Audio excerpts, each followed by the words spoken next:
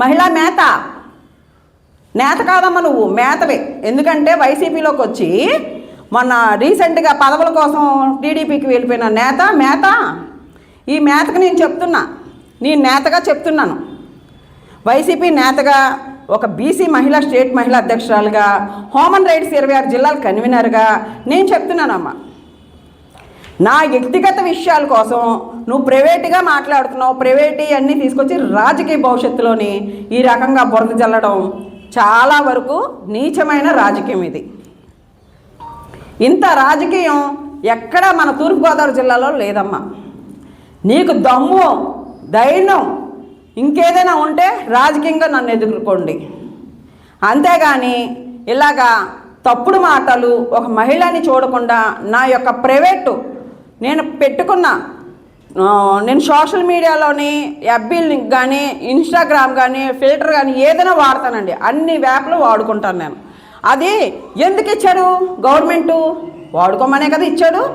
అది నా పర్సనల్ తగ్గట్టుగా ఎన్నో ఇది జరుగుతుంది.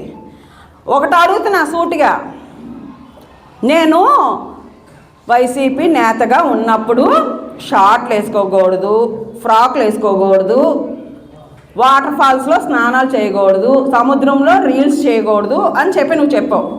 వెరీ గుడ్, నిన్నే ఫాలో అవుతున్నాను. ఎందుకని? వైసీపీలో ఉన్నానని అవి నేను చేయకూడదు. ఓకేనా?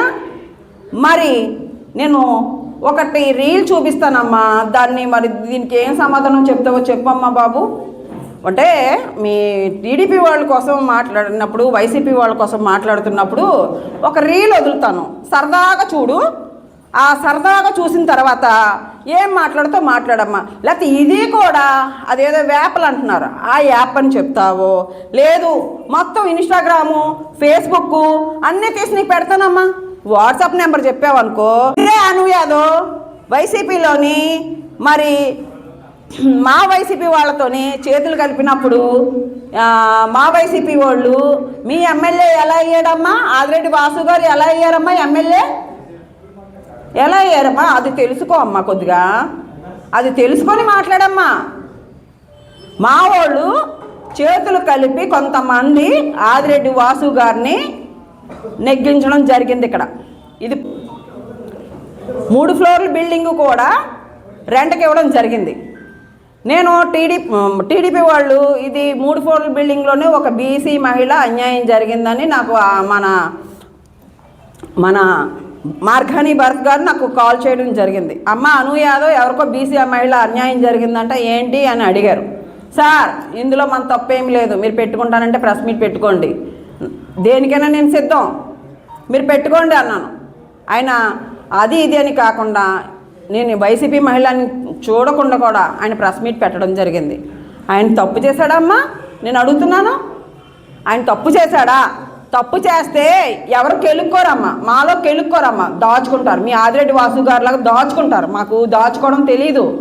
మేము ఏ తప్పులు చేసినా, ఒకవేళ ఒప్పు చేసినా మార్గాని భరత్ గారు మాకు సపోర్ట్ అయితే ఇవ్వరు ఎవరికి కూడాను.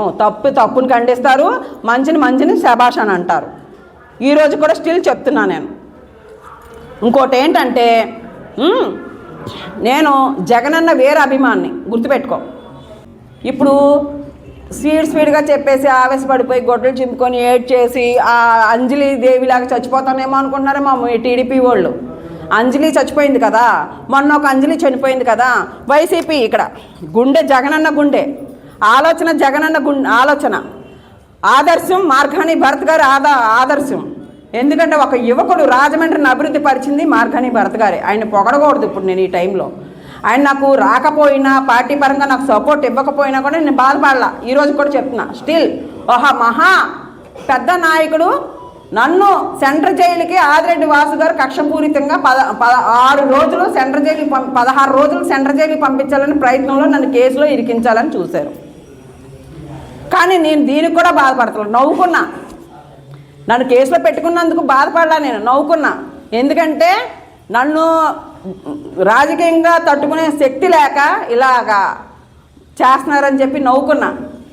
నేను ఇల్లు ఇచ్చింది ఎవరికో కాదంటండి, మన క్వారీ మీద 46వ వార్డు కార్పొరేటర్ అయిన వాళ్ళ మేనమామకి ఇచ్చానండి, అది టీడీపీ నేత. ఇప్పుడు నాకు డౌట్ వస్తుంది, ఎందుకంటే నేను ఒక బీసీ మహిళా హాస్టల్ మీద నా మీద ట్రోల్ చేసి మీరు బురద చల్లారు. చేశానండి, వైసీపీ పార్టీకి నేను ఎన్నో సేవలు చేశాను.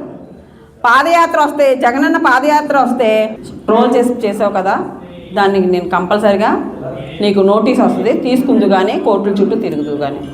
ఈ టీడీపీ వాళ్ళని నేను ఎప్పుడు టార్గెట్ అనేదే లేదు నాకు.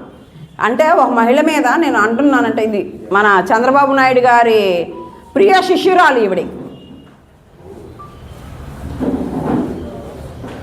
ఈవిడి చంద్రబాబు గారి ప్రియ శిష్యురాలు, మన చంద్రబాబు గారి ప్రియ శిష్యురాలు.